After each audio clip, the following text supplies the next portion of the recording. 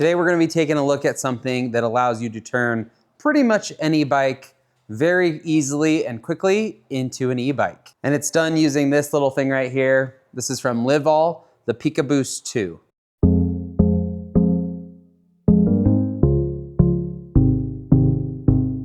So it might not look like it, but this is actually an e-bike motor. That's what you can think of it as. And it works with tire sizes from 14, so little kids basically, up to a 29-inch tire and up to about 2.6 inches wide. It's a 250 watt motor with a 500 watt peak. So that 500 watts is really gonna kick in when you really need it. So say on a hill or something like that. And unlike most e-bikes out there, it's not a motor that's hidden in the hub or up here helping you push your pedals along. It's based on this little roller right here, which is in contact with your tire and will help push it along as you need it. 250 watts is not a ton, especially as a heavier rider, but I can tell you from the tests that I've been doing with it, it's enough to give you a boost and you can definitely feel it. Now, if you're gonna have an e-bike on the road without a license, without anything like that, they do have to have a cutoff on the speed it's gonna help you at. So on this, for most people, it's gonna be at 32 kilometers an hour, which is about 20 miles an hour. It auto detects when you first turn it on where you are, and it's gonna set that max speed. Now there are two different versions you can purchase. The only real difference between the two is the battery. So you've got the Essential, which is $3.99.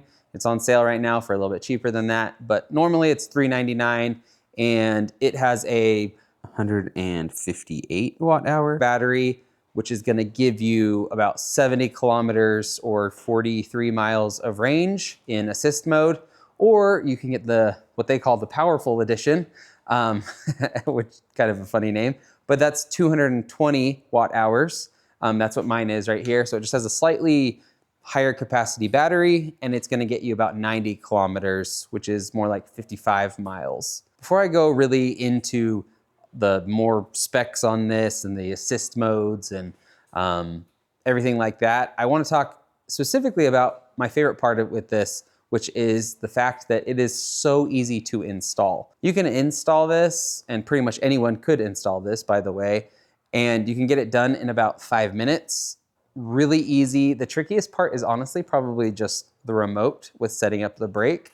But other than that, this part is all super quick. I've had it on 2 bikes so far, and swapping from one to the other took me less than 10 minutes. And I was all set up and ready to go. So huge, huge selling point to me. I love things that are simple, things that can be used on more than one bike or in multiple applications, and this really nails it. So if you do purchase one, the first thing you're gonna wanna do is download the app. That's where you're gonna be able to set everything up and pair everything. So get the app downloaded, but then all you do is you throw this bracket on here. It uses 4 bolts. And they are technically a Torx head, but they're a security Torx head. So there's a little pin in the middle. So they provide a hand tool for that. And then when you go to put the motor on to the clamp right here, there's one single bolt going through there. And that is also a security head on that. So it's not quite as easy for someone to just walk up and try and take it. The first thing you'll do is you'll pair it to your phone. And then what you'll do is you will make sure you'll go into the installation calibration mode, and you'll make sure that this is basically lifted up. So you can't really tell, and it doesn't move a whole lot, but this basically has something that is moving it up and down. And so when you're gonna go install it, you wanna make sure that it is in the up position. This black part right here will slightly move up. And then you push down, clamp this down so it's good and tight. And then you go into the lower position, which is gonna put pressure from this wheel onto your tire. And the whole point there is you want this to be in constant contact. You don't wanna be able to lift up. And as you can see there, I can't get it to break contact with the tire. I can get it to slightly, relieve a tiny bit of pressure if I pull hard enough, but you want that nice and secure on there so that it's in good contact, it's not gonna bump off, and it's gonna be able to actually function. When you do pair it with your phone, you're gonna wanna make sure you pay special attention to if there's an update to the software or not. It'll just be up in the corner. You'll see a little red dot that lets you know, hey, I need to get this up to date, because they're trying to improve it, obviously. Like I said, the trickiest part was probably mounting this right here, the remote. It's small and it goes on by itself really easily. It's just like a rubber band, I guess, that holds it on there. So just find a good spot where you can access it while you're riding. The tricky part is right here with this cable that comes from the remote over to here and has a sensor right here. And then I put a little magnet, which these are all provided, but this is what activates your brake light. So when they are in range of each other, which mine are a little far apart, but I verified that it works. When they're in range, it knows you are not pressing the brakes. And as soon as that connection is lost, which even that is enough to lose it, it not only turns the brake light on, but it's gonna cut the motor out. This part was a little tricky just because of the nature of my brake lever right here. There wasn't a great spot to put them, but this is close enough. So I got it to work just fine, but it does need to be somewhere where one side is moving and the other's not. I did try this first on a road bike, or rode a drop bar lever, and it didn't work quite as well. I think I could have gotten it to work, but I realized I wanted to swap it over to this bike anyway. So yeah, you could probably get it to work on a road bike. It'd just be a little weird with where do you put your remote where you're gonna be able to access it. The controller has 7 buttons, one specific for cruise mode, which is at the top. It has a camera. I don't know why, but it's got a camera. And then the bottom one is gonna be to put you into assist mode, which don't worry, I'm gonna go over these modes in a little bit. And then you've got a left and a right for your blinker. The middle big red button is a stop button, essentially, that puts you in standby mode, basically turns the motor off. And then the up and the down is for when you're in cruise mode to increase or decrease your speed. So let's jump into the modes that it has. I have used all but one of them, and the one that I haven't used is pretty self-explanatory, and that's workout mode. It's kind of cool. I will try it. It's just our weather has been terrible, and I haven't needed to add resistance, which is what it does. What it's gonna do is it's going to add some resistance in this back wheel here. It's gonna make it almost like a workout bike in a gym or something like that. Make it a little bit harder for you to pedal. But the advantage here is it actually is gonna take that and use it to charge the battery. And they say that for every kilometer you go in workout mode, you can add about 1 to 3% battery life, just depending on what you're doing and what the terrain is like. Standby mode is another one that's pretty simple, pretty easy to understand. That's basically, it is on, you will have the lights, the functionality back here, but it's not doing anything. This is going to free wheel, free roll. It's not adding resistance aside from friction, just from it being on there. But I like this mode a lot for just the safety side of it. Cruise mode is the one that I have been playing with the most. And it's basically like, I don't need to pedal and I can just motor along. Don't have to do anything. I guess you do have to do something. All of these modes don't really kick in, at least the assistance ones don't kick in until you're going at least 5 kilometers an hour, which that's like 3 miles an hour. You're not going too fast, but you do have to pedal above, like, to hit that limit. And then once you've hit that, they will kick in. The cruise mode, I have found, once I'm going, it works really well. It's not quite as powerful as, I have a dedicated e-bike from Ride One Up, but it's got a 750 watt motor. And so that one will really get me going. And this one struggled a little bit, but it's still, 17 miles an hour, which I'm a heavier rider, like I said. So that's actually really impressive, especially for how compact and everything this is. I've also found that if I hit the brakes, like I said, it cuts the motor out. And after that, say you're going around a turn, so you hit the brakes, it's gonna cut the motor out. And as you come around the corner, what you're gonna need to do is pedal a couple times, get it to kick, to sense that you're pedaling, and then it'll kick back on. You don't have to like get yourself back up to speed or anything. You just gotta show it, hey, I'm still here, I'm still riding, Here we go. The last mode is the assist mode. And I think this is what most people think of when they think of an e-bike, that as you pedal, it's going to amplify whatever you're doing. It works sort of like that, but not quite.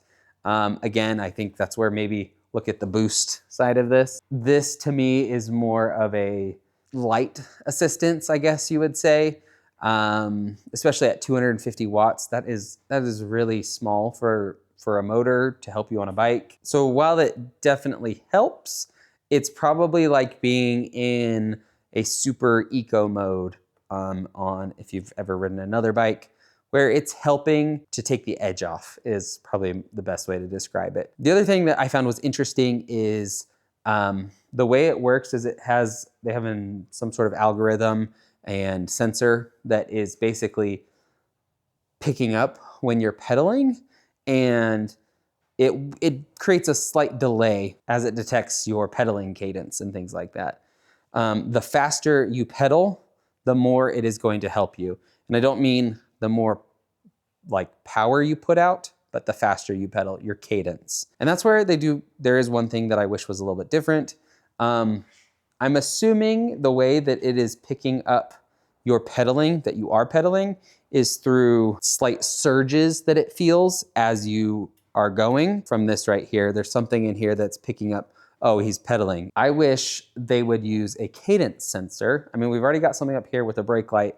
Why not pair it to a cadence sensor that would be a lot more accurate and a lot more sensitive? There were just times where I have found it's almost like it can't detect my pedaling super well, or if I'm at a slower cadence, it doesn't help as much. But if I start to pick up a faster cadence, it kicks in a lot better. So it does feel a little weird at first, especially if you've ridden another e-bike before, if you add in the small motor size. But I have started to get used to it, and yeah, just pedal a little bit faster and you're gonna feel it more. So who is this for? Who is going to just love and should be a user of the PikaBoost 2? The first type of rider I thought of is commuters. If you're someone who is already commuting on a bike, but maybe you get to work and you're a little too sweaty, or it's taking you just a little bit too long, or you dread some hills along the way, this could be a huge game changer for you. It's without a whole lot of investment. You get to keep your bike. I don't commute on a bike, I work from home, but going into town to run errands and stuff, I found it's pretty useful. It helps just take the edge off, like I said. It's also nice to have the turn signals and the brake light and it flashing. I feel a little bit safer, especially if I have to ride on, there's a 2-lane highway that I might have to ride on sometimes.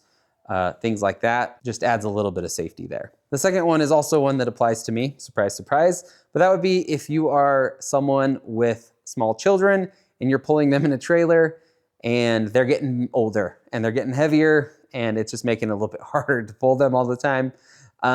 This could be great for that. Unfortunately, my bike trailer also mounts up here, and I don't think I could run both at the same time. That's not gonna fly. But if you've got a trailer that attaches through the axle, this could be awesome just to help you be able to pull them a little bit better. And the nice thing about it too, with this specifically, is it's not a permanent thing. So you could have it on there for your trailer rides where you're pulling your kids, and then you could pull it off and have it be your crit race bike. I don't know, just something for you to use when you need it. It's kind of cool. On the flip side of that, who is it not for? Who would I not recommend this to be using? There's not actually a whole lot. My main thing that I thought of was if you are primarily a mountain biker, I don't think this is really gonna help you too much. And also, I wouldn't really recommend it on dirt or chunkier gravel. I've ridden it down a few gravel roads. As you can tell, it's a little dusty. And it does fine, especially because you're running it on a hardtail. It's not like the suspension squishing or anything. But I did have a rock, like that big. It somehow got in there and popped this off. And it was nice and tight, everything like that. But if you're gonna be riding on a lot of dirt or mud, I would not recommend it for those types of situations. I think it does really well with smooth tires. It does fine with knobbier tires. Just works a lot better on smoother tires. So overall, I think this is a really cool product. I see why there was actually a lot of hype around it. It's just a really simple idea that works well, and I think they executed it well. It's got the safety features of the lights, the turn signals, the brakes. It gives you the little bit of a boost to go. It does like what it's supposed to do. It's easy to install. It's easy to uninstall. You can charge it really easily. You can charge it either through the charging port on the back or like, watch, this is how fast it is to remove the battery. Take the cover off, there's your battery. So you could take it in and charge it like this with a USB-C on there, right there. You can check how much charge it has. Mine's full right now. You can use this as a battery bank or a power bank to charge your own devices, even from back here. You don't have to take it out. I just feel like they executed it really well. It's a cool idea of, could I turn any bike I have, aside from full suspensions, into an e-bike or at least an assisted bike? And how could I do it in the simplest way possible? And honestly, they nailed it. Is it perfect? No. The cruise mode works amazing. I think if you haven't ridden an e-bike before, it might not feel that weird, but just from my experience, it just feels a little bit different.